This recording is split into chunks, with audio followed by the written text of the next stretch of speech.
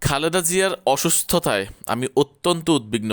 প্রার্থনা করি যাতে তিনি দ্রুত সুস্থ হয়ে উঠতে পারেন, এমন মন্তব্য করেছেন সাবেক প্রধানমন্ত্রী শেখ হাসিনা।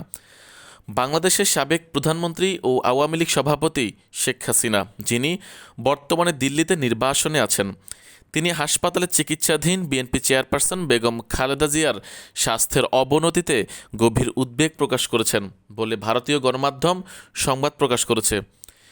বার্তা সংস্থা IANS লিখেছে, বাংলাদেশের ক্ষমতাচ্যুত প্রধানমন্ত্রী শেখ হাসিনা ইমেইলে এক বিশেষ সাক্ষাৎকারে খালেদা জিয়ার দ্রুত সুস্থতা কামনা করেছেন। খালেদা জিয়ার বর্তমান সংকটাপন্ন শারীরিক অবস্থা এবং তিনি যেখানে চিকিৎসা নিচ্ছেন সেই হাসপাতালের নিরাপত্তা জোরদার করার বিষয়ে প্রশ্ন করা হলে শেখ হাসিনা বলেন, বেগম খালেদা জিয়া অসুস্থ হয়েছেন শুনে আমি অত্যন্ত উদ্বিগ্ন। আমি প্রার্থনা করি তিনি যাতে দ্রুত সুস্থ হয়ে উঠতে পারেন। বাংলাদেশের ৫৪ বছরের ইতিহাসে খালেদা জিয়া ও শেখ হাসিনা মোট ৩০ বছরের বেশি সময় প্রধানমন্ত্রীর দায়িত্বে ছিলেন।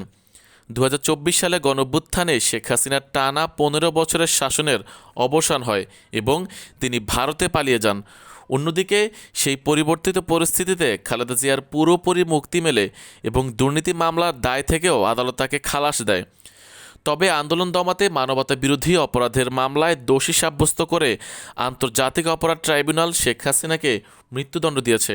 এছাড়া প্লট দুর্নীতির অভিযোগে আরও ২টি মামলায় তার সাজার রায় এসেছে। অন্যদিকে ২০০৪ সালে গ্রেনেড হামলা চালিয়ে শেখ হাসিনাকে হত্যা চেষ্টার ঘটনায় আওয়ামী লীগ নেতারা খালেদা জিয়ার বিএনপি সরকারকে দায়ী করেন। ৭৯ বছর বয়সী খালেদা জিয়া দীর্ঘদিন ধরে হৃদযন্ত্রের জটিলতা, ডায়াবেটিস, আর্থ্রাইটিস, লিভার সিরোসিস ও কিডনির সমস্যাসহ নানা দীর্ঘস্থায়ী রোগে ভুগছেন।